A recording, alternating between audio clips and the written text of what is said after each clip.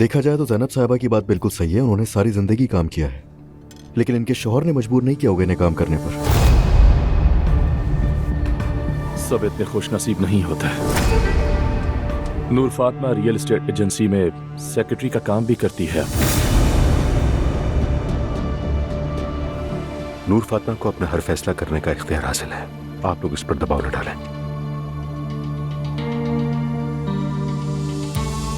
नूर में वाकई बहुत पोटेंशियल है, ये ज़हीन भी है और कामयाब भी है, और अगर ये एक से ज्यादा काम करना चाहती है तो ये नॉर्मल है।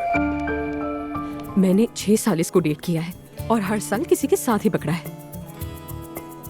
और ये फिर भी अब तक मेरे ही पीछे पड़ा है। तुम्हारी फैमिली का तो अपना जजमेंट सिस्टम है, जब चाहे जिसको मर्जी सजा दे दे। तुम अब नाइंसाफी कर रहे हो। मेरे साथ भी तो बहुत नाइंसाफी होती है नूर फातिमा। तुम रूहान के पीछे नहीं चलोगी, वो तुम्हारे पीछे चलेगा।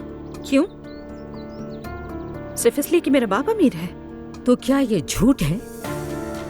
दामाद को अपनी औकात याद रहनी चाहिए। तुम्हारे बाबा की बर्दाश्त की भी एक हद है। ये सिलसिला ऐसे नहीं चलेगा, समझी? अपने आप को संभालो तुम। ज़ैनब, मैं तुमसे अलग होना चाहता हूँ। मैं किसी और से मोहब्बत करने लगा हूँ। आज मेरी मुलाकात हुई थी किसी से असलान। क्या मतलब?